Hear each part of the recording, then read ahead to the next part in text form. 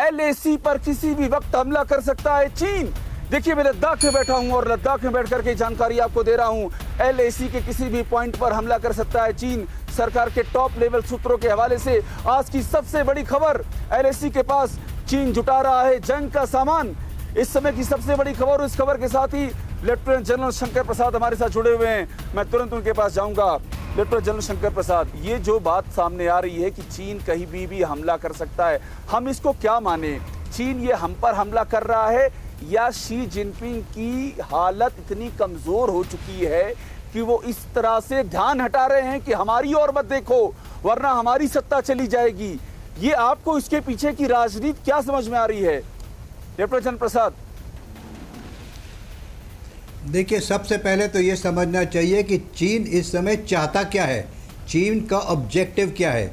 मेरी समझ से चीन का पहला ऑब्जेक्टिव है कि वो एक किस्म से भारत की पेशेंस को चेक कर रहा है, भारत की कितनी पेशेंस है।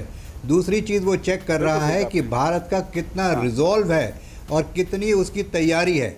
इन दोनों सवालों का जवाब उसको 29-30 की रात को मिल गया है कि भारत की रिजॉल्व क्या है और भारत की तैयारी कितनी है, और भारत अगर युद्ध के लिए चाहे ज़रूरत पड़ेगी तो युद्ध भी कर सकता है।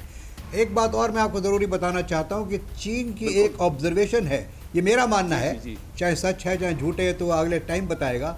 मेरा समझना ये है कि चाइना इस समय युद्ध करने के काबिल नहीं है, वो युद्ध नहीं चाहता, लेकिन वो ये भी नहीं चाहता कि उसकी किसी किस्म से एक बदनामी हो जाए, किसी किस्म से उसकी जो आज स्टेटस बना हुआ है कि most powerful army in the world, most powerful economy in the world, most leader of the world, वो जो वहम है, वो जो मिथ है, वो ख़त्म होनी चाहिए। इससे भी वो डर रहा है। साउथ चाइना खत्म हो जाएगा, बिल्कुल। लेफ्टिनेंट जनरल शंकर प्रसाद, आपने दुखी रख पर हाथ रख दिया है। एक मिनट, देखिए आप बहुत तजुर्बेकार व्यक्ति हैं। एक बात सुन लीजिए पूरे ध्यान से। जी आप बोलिए आप बोलिए। एक ध्यान से बात सुन लीजिए जरा। ये जो इस वक्त जो 29-30 को जो हरकत हुई है वो चाइना बहुत, ये आपने शायद अभी तक सोचा नहीं है कि फिंगर 4 की इंपॉर्टेंस क्या थी उसके लिए।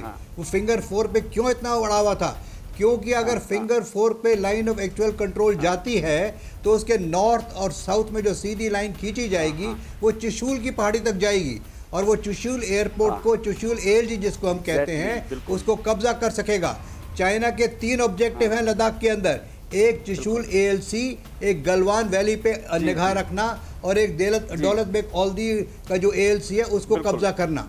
तो ये तीनों जगह आप देखेंगे उसकी इस वक्त हरकतें हो रही हैं। जहां पर उसने यहाँ फिंगर 4 की बात की उसको नाकामयाब कर दिया। उसके पीछे भारत की जो आज वो क्षमता है, भारत के पास वो फौज है जो कि एनिमी लाइंस के पीछे से इंफॉर्मेशन देती है।